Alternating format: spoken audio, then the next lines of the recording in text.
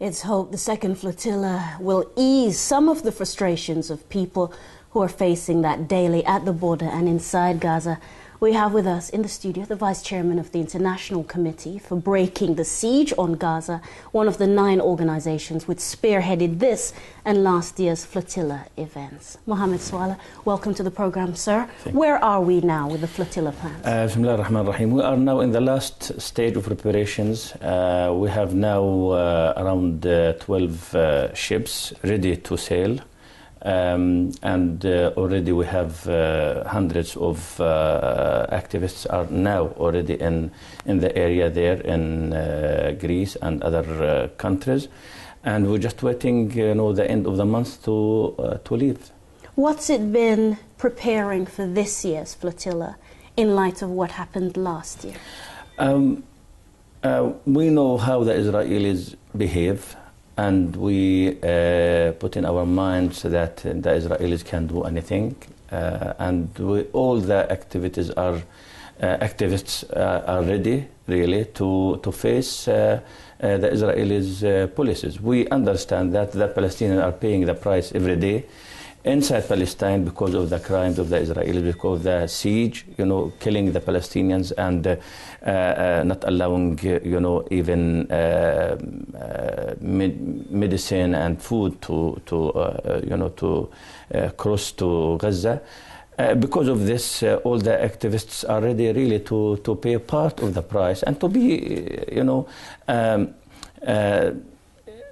to behave like Palestinians. We like to put ourselves in the same situation and to say that if the Palestinians are paying that for their freedom, we have to do something for them.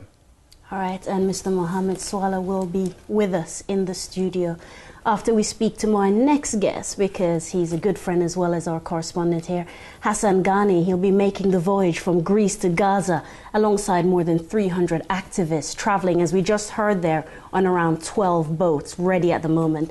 He was, of course, on the Mavi Mamre last year, and he joins us from Athens in Greece down the line. Hassan, you can hear me okay? Hassan, are you there? Well, we'll try and get that line patched up, but in the meantime, just go to my guest, Mohammed Swala, who is still with me in the studio. I guess when you're planning for a big event like this, anything could happen. And as you say, everyone is prepared. But we're talking about 9 people dead last year. That's very, very difficult for activists on this side of the pond to reconcile with. There is real danger here, Mohammed. Yes, after that incident, we believe that the Israelis tried to send a message to all of us, saying that the price will be very high and can you afford to pay it? Yeah. And everyone in Mavi Marmara and the whole Flotilla 1 in that time said that we are going to go next time in a bigger flotilla and in bigger number. And now we think we are fulfilling our promise now.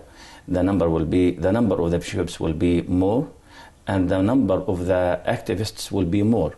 And we have now, just like to tell you and everybody, that we have a big number of politicians, MPs, MEPs, writers, novelists, activists, people from everywhere.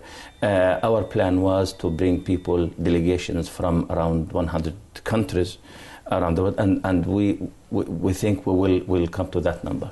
All right, I believe he's with us now. Hassan Ghani.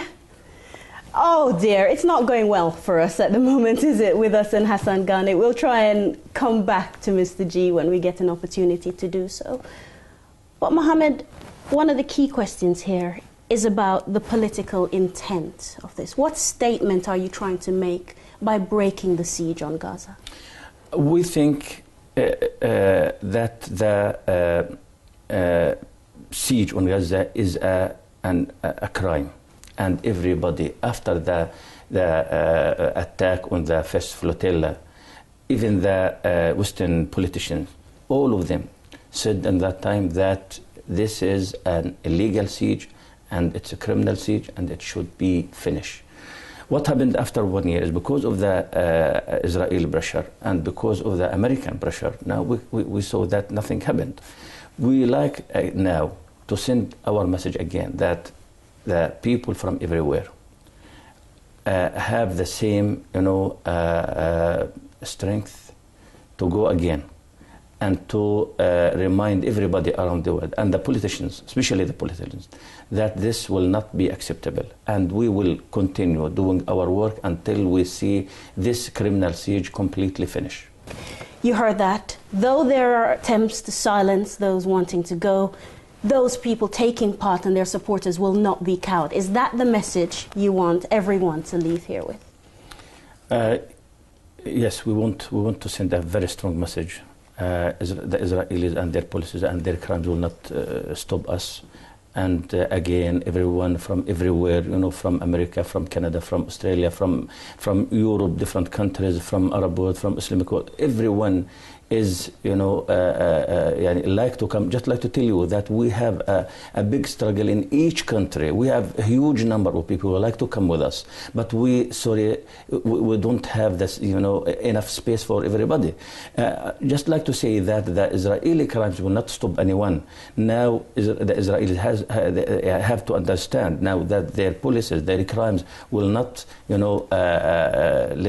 make us, turn away and go back. We will continue under any circumstances until we break the siege on Gaza. Thank you very much, Mohammed. Mohammed Swaleh.